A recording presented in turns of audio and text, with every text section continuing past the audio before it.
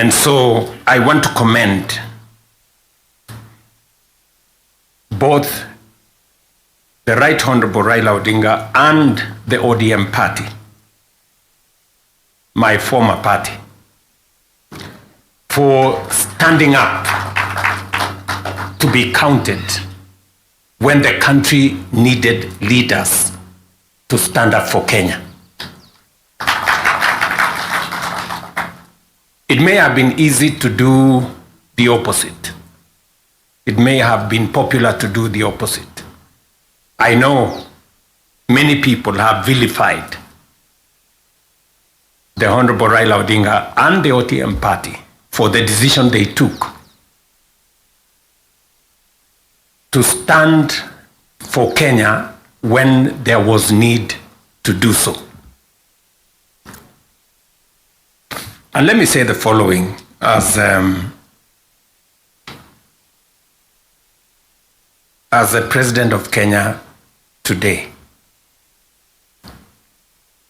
We have come from very far as a nation.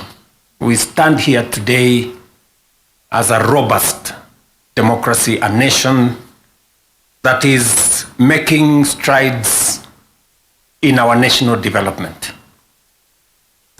And I want to speak to you candidly. I don't have a written statement because I really wanted to speak to you from my heart.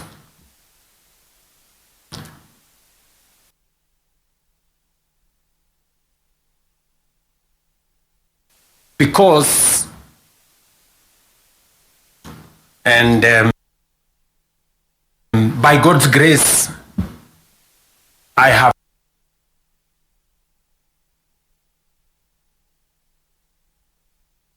out of the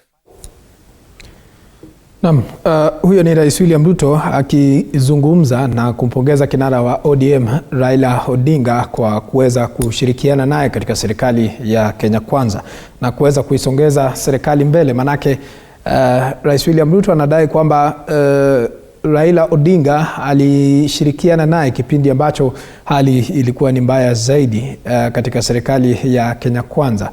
Kumbuka hatua hiyo inajiri kipindi ambacho vijana wa Gen Z walikuwa wameanzisha maandamano. Hebu turudi kule tusikilize kile ambacho kinaendelea.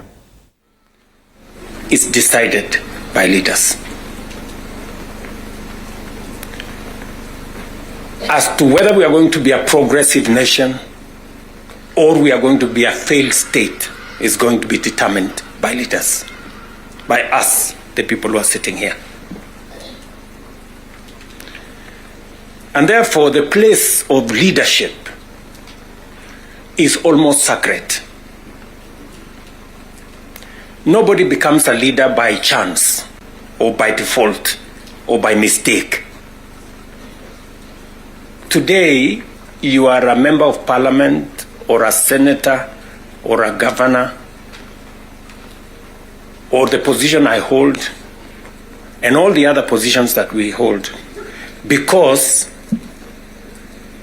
God and destiny has given us that chance. And we must think about it deeply. And so I want to ask you as leaders,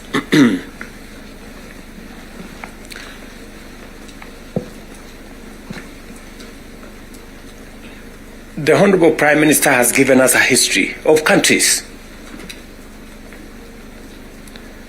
I will add to that list 2 countries. Singapore and Kenya were the same countries 60 years ago. Malaysia and Kenya were the same 60 years ago. But today, we play in different leagues. They have managed to progress to the first world. We are still where we are. The difference between what Singapore has become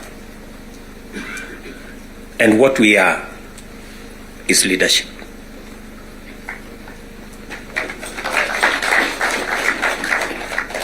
And that is the place, ladies and gentlemen, we occupy today. So that you understand the importance, the sacred position you hold as a leader. Sometimes people want to ask, how do people who live in different houses, they have their own lives to pursue, but they wake up one morning on an election day and they go one after the other to 10,000, to 20,000, to 50,000 and elect you? You are not special. But it is a moment that God has given us as leaders. And therefore, we must do whatever we are doing, knowing very well that we have a heavy, almost sacred responsibility to the people we lead and to the nation of Kenya.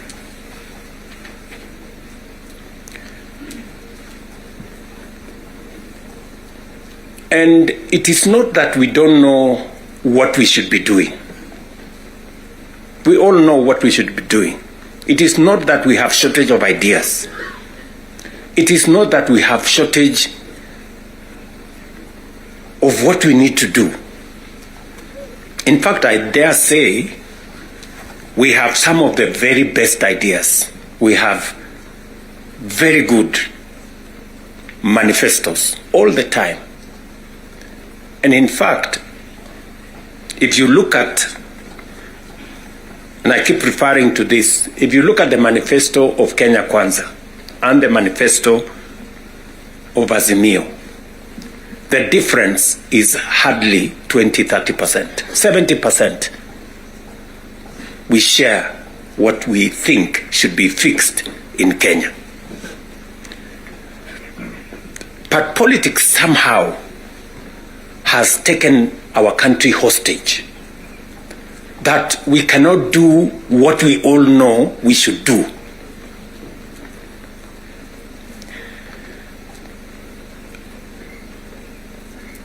I have said that the difficulties that I face today as a president in Kenya are self-imposed.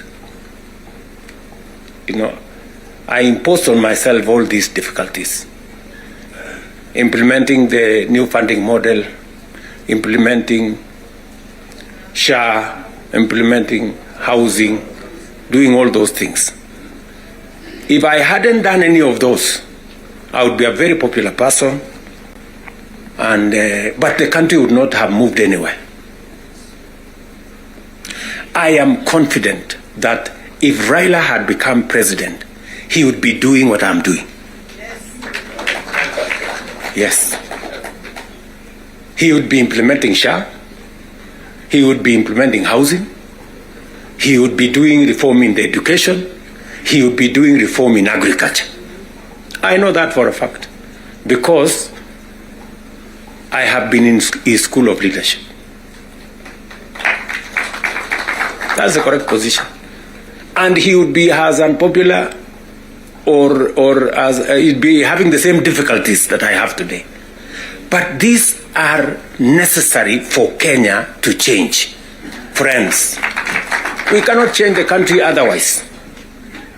And that is why he has the courage to stand here and tell you, let us stop the extortion. Yes. Very few leaders can stand here and tell you to stop the extortion that's going on in Parliament. I'm telling you the truth.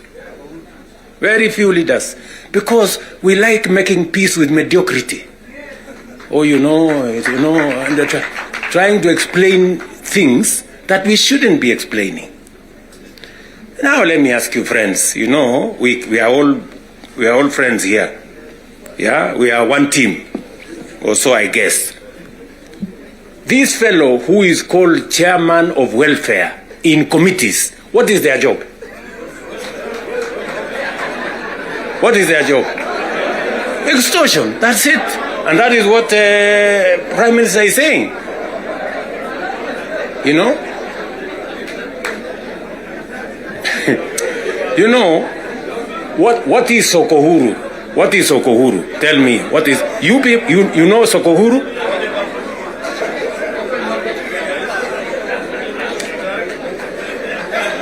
So, let me tell you. No, no, you see, and this is the same problem that we face. This is the same problem that we face. Because, look, for example, we passed the law that we all know, friends, we all know the problems we go through with fundraisings for people who have hospital bills. All of us. In your phones, you have WhatsApp groups. So-and-so has this, this condition, so-and-so has this condition, contribute here. True or not true? Yes. But we don't want to fix it because it's difficult.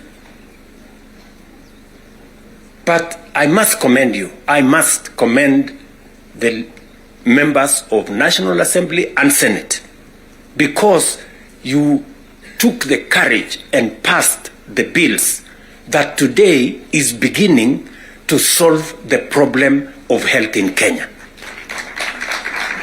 It may not happen instantly, but all of you can now see that there is a possibility that we can sort out the challenge of health and health delivery in Kenya. But because we had to be bold, we had to be bold and make the necessary decisions. Today, we are dealing with the crooked hospitals and health professionals who still want to steal from SHA and to steal from our health provision. And we will go after them and we will deal with them. So, what am I saying? I am saying the following. If we have to change Kenya, my friends, we have a historic opportunity today with this broad-based government, we have a historic opportunity to unleash the full potential of Kenya. We all believe, I do, that Kenya is a very great country, this country of ours.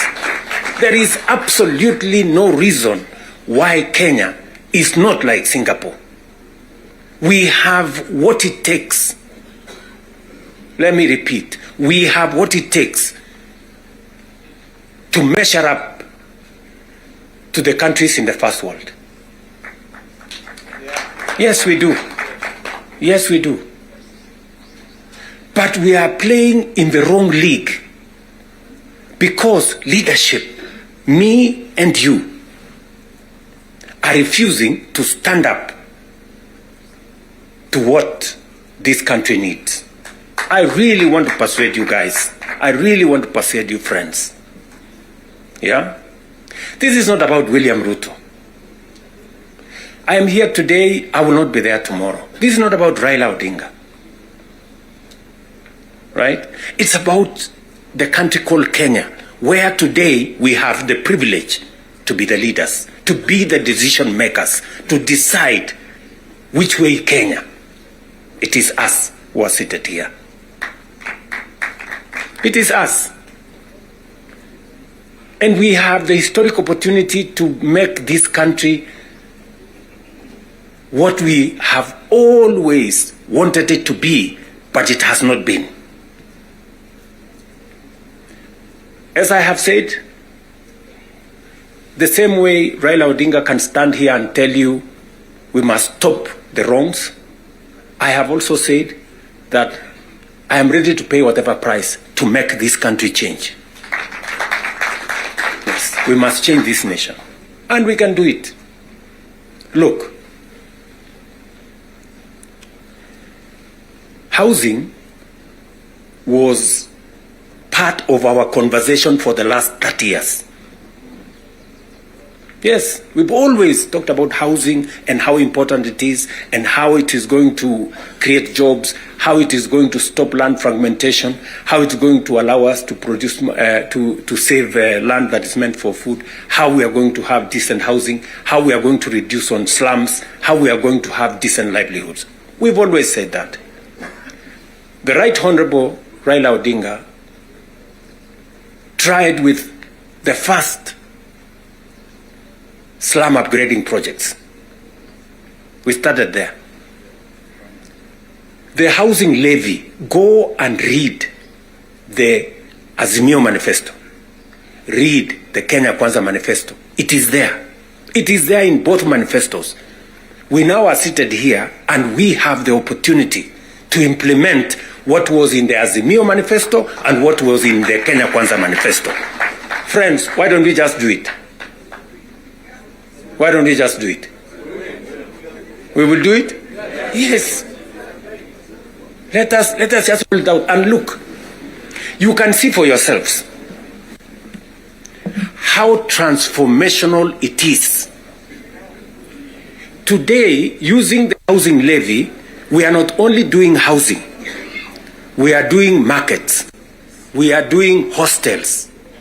And I promise you, what you see in Mukuru, what you see in Kisumu, because I have been there with Baba here, what you see in Eldoret, what you see in Nakuru, what you see in Kiambu here, what you see in almost every part of Kenya, is just housing implemented for 2 years. And you can already see the kind of impact it is having, the number of jobs it is creating, the way it is bringing change in our towns and cities. Friends, if we were to do this for 10 years, if we were to do this for 20 years, and this is a project that has been delayed, we are supposed to have done this 30 years ago. Tell me, if housing was implemented 30 years ago, how Kenya would be looking today? We wouldn't be different from Singapore. We may have started late, but we now have a chance to do it. I want to ask you, I want to request you for us to come together. And we are not coming together so that any one of us can get anything. We are coming together so that we can transform this country. And it is possible in our lifetime to change Kenya. In our lifetime. We now have maybe 320, 350,000 young people working in that space. We could double that to 700 in the next 2-3 months. We could scale up that to 1 million by next year. And we can energize the transformation of our country. That is why we are sitting here. That is why Baba and I have called this PG. Baba has told you we are here for Kenya. I am buttressing what we are saying, what he is saying, by telling you what we can achieve together. What we can do in our agricultural transformation. If it was not for the broad-based, for example, we wouldn't have had the kind of change that is required in our sugar sector. And I want to tell you, watch this space. In just 2 or maximum 3 years, Kenya will be a net exporter of sugar. Just 2 or 3 years. This country, which perennially we have been looking for safeguards from COMESA.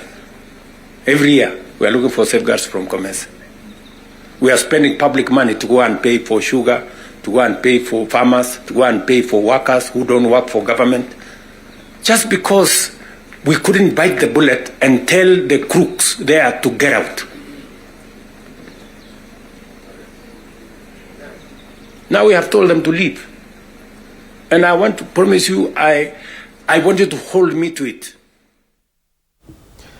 Bila shaka mtazamaji, ndio hotuba ya Rais William Ruto akiwa katika eneo la Karen, ambapo anaguzia masuala kadha wa kadha, akisema kwamba Kenya itabadilika chini ya miaka mitatu inayokuja, na ambapo Kenya itakuwa inaweza kuuza sukari yake katika mataifa mengine ya kigeni. Rais anasema kwamba hili linawezekana chini ya uongozi wa Kenya Kwanza kwa ushirikiano na chama cha ODM ambacho kimekuwa ni chama cha upinzani ambacho kinaongozwa na Raila Odinga. Pia rais ameguzia masuala kadha wa kadha, ikiwemo swala la kuwakabili wahuni ambao wanajaribu kuiba fedha za umma kupitia mpango wa SHA. Ikumbuke kwamba waziri wa afya Aden Duale siku chache zilizopita alikuwa amefutilia mbali baadhi ya hospitali kutotumia mpango huo wa SHA, akisema kwamba kuna ujanja ama ukora ambao umekuwa ukiendelea pale. Kwa sasa wacha turudi tena pale katika eneo la Karen tusikilize hotuba ya Rais William Ruto. If we are and we can on where we want.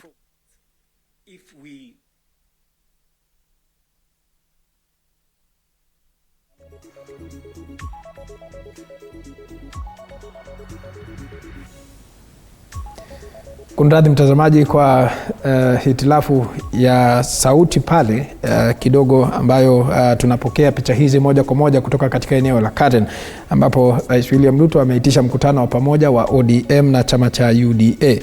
Na mbali na hayo, kumbuka pia rais ameguzia suala la kubuni nafasi za ajira katika taifa hili, hasa kuhusiana na mpango wa nyumba za bei nafuu. Hebu turudi kule tusikilize anasema nini. The NADCO report, we all know what it is supposed to achieve.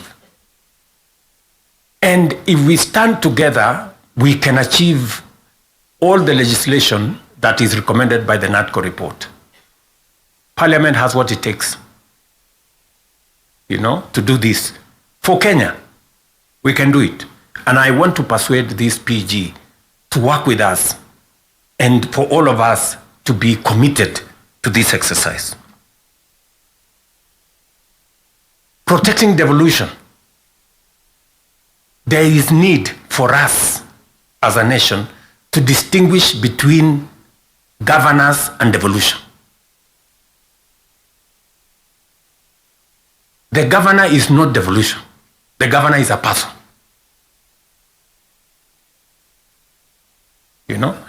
Devolution is about the people. It is not about the governor. And we can deal with the governor without disrupting devolution, if there is need to.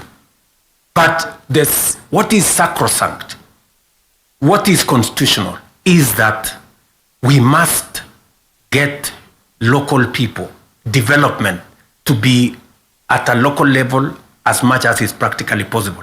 I agree with the Right Honorable Raila Odinga, because I was in Parliament when NGCDF was passed. And the principle was right, because there wasn't any meaningful resources getting to the grassroots. And the big push for devolution in the constitution-making process was three principles: making sure that resources get to the grassroots, making sure that there is representation at the grassroots, and making sure that accountability is also at the grassroots. So we need a conversation. There are legitimate concerns on how resources are being spent at the counties. There is. We cannot also run away. There is legitimate concern. Let me ask, for example, the latest Sokohuru in the Senate.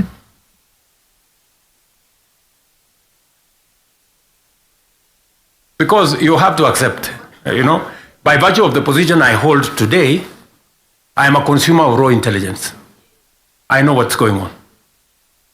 Where does somebody find 150 million. Where? Eh?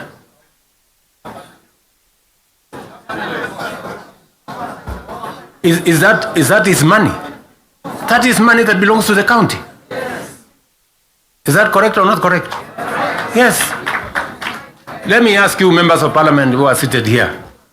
Do you, for example, know, do you, for example, know that a few members of your committee collected 10 million shillings so that you could pass that law on anti-money laundering? Did you get the money?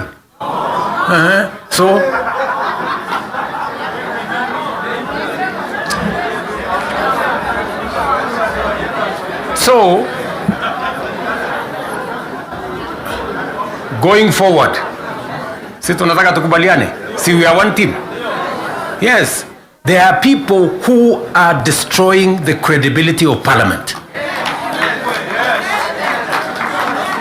And they are collecting money in the name of parliament. And some of the time, or most of the time, that money never gets to parliament, it gets to a few people. We are not going to shame them. We are going to arrest them. Yes.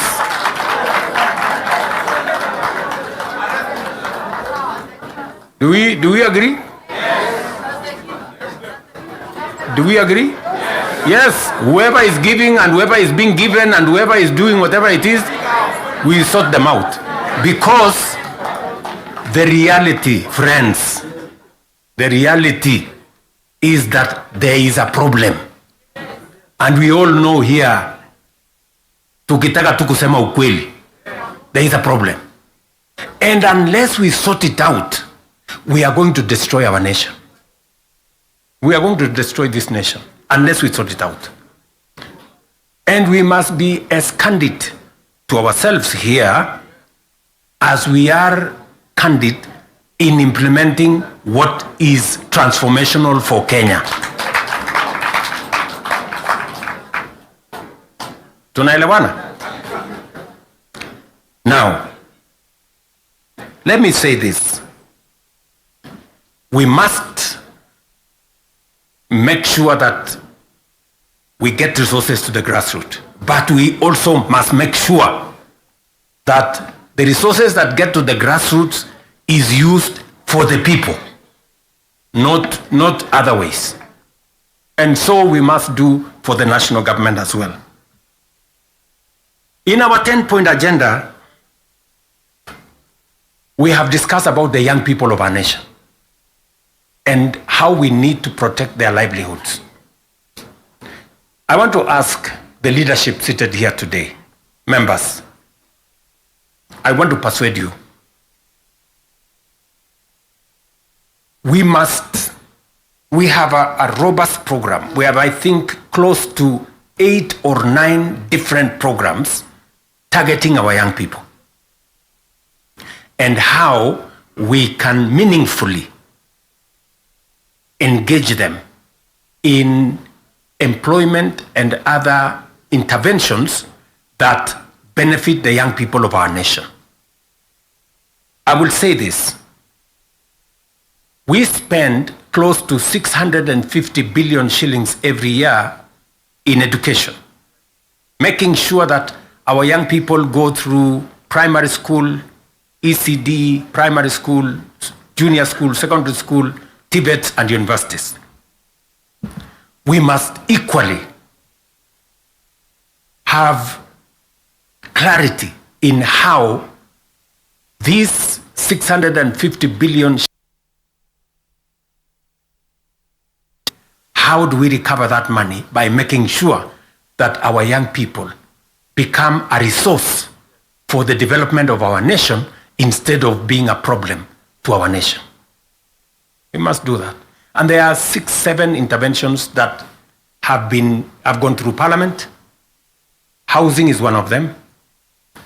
Export of labor is another one. Digital jobs, and every member of Parliament here, especially of the National Assembly, you have resources to do ICT hubs. I remember discussing with Sirma there, chairman of NGCDF. I remember discussing with Kiarie, the chairman of ICT. And if there are any issues that concern, sometimes maybe we have a problem with resources, Mbadi is here, he knows that if there are resources that needs to be made available, it's for us to provide interventions for young people to get an opportunity to work. You know very well that we can create hundreds of thousands of jobs in the digital space. You are aware of what we are doing in Nyota. You are aware of what we are doing in KJet. And if you don't, we should be able to explain to you so that you become part of the people, because you speak to hundreds of thousands of people every weekend, every day, as you go about your responsibilities, how they can tap into these opportunities and create livelihoods for the young people of our country so that they too can make a contribution towards making Kenya what we all want it to be. And I can continue, and I can continue on all the other aspects that we have worked on. We agreed that we must have a conversation on national debt because it has the potential to threaten our development. It is the reason why my good friend Mbadi and I have been in many different places, and we have done the most that we could to contain the issue of debt. We have gone out of our way to look for alternative sources of funding so that we don't always go to borrow. We have gone the route of securitization. We've gone the route of private-public partnerships. You know very well that we will be starting the construction of the road all the way to Mau Summit from here, Ironi. We are not going to be spending any debt money from government. The road is going to be built on private-public partnership. You know very well that we are going to begin the railway going all the way from Naivasha to Kisumu all the way to Malaba. We are not going to be spending money from debt like we did with the first section of the railway. We are going to be using public-private partnership to do that road.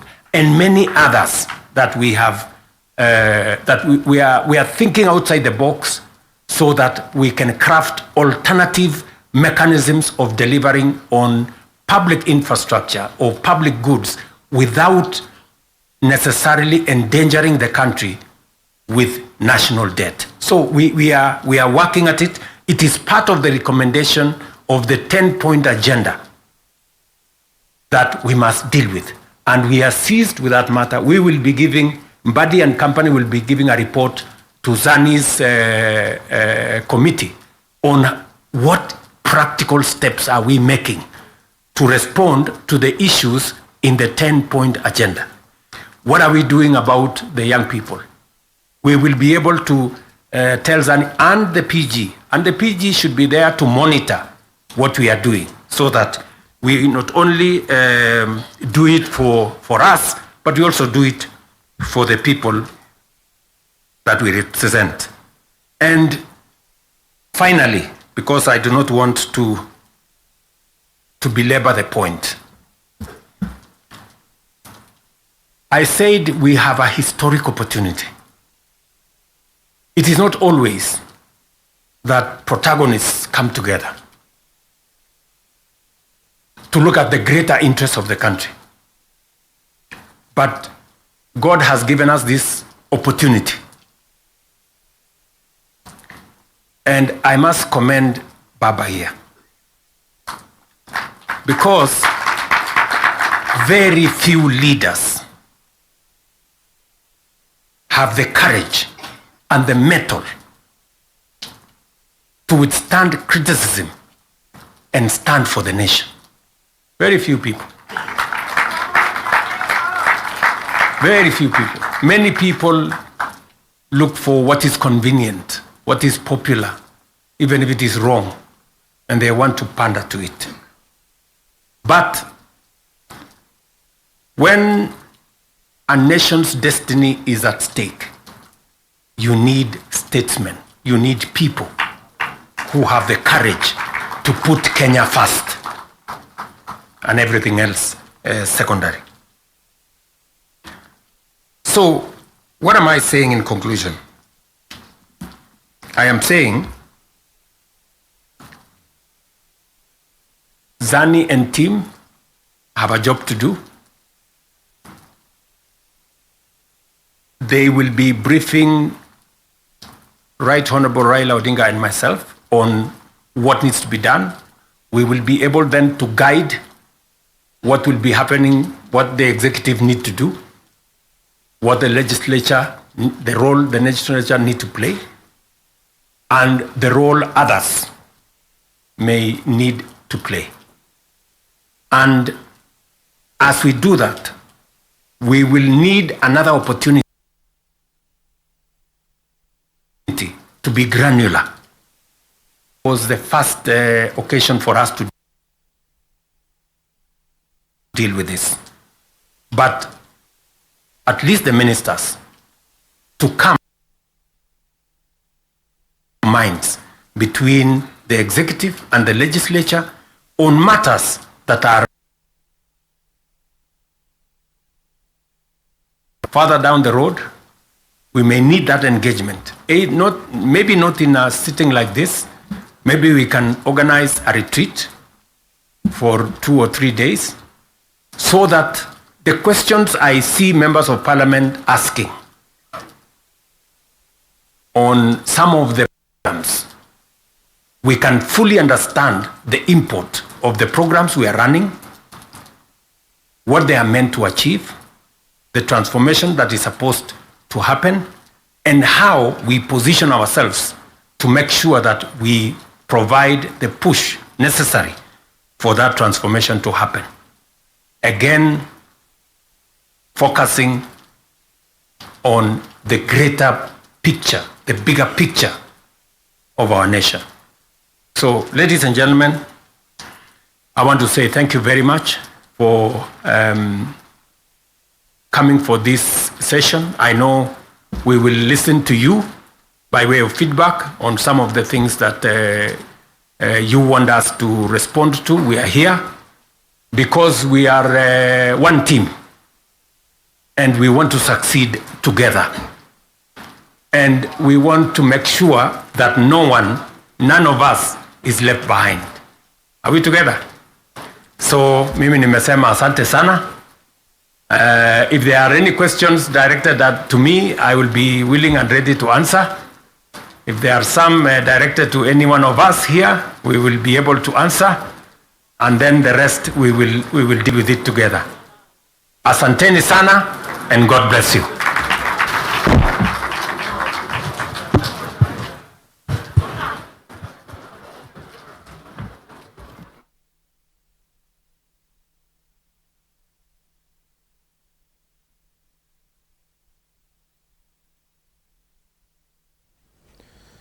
Bila shaka mtazamaji, ndio hotuba ya Rais William Ruto akizungumza katika eneo la Karen asubuhi ya leo, ambapo amekuwepo pamoja na kinara wa ODM Raila Odinga pamoja na naibu rais Profesa Kithure Kindiki pamoja na wandani kutoka pande zote mbili wa kisiasa. Bila shaka mtazamaji, baada ya taarifa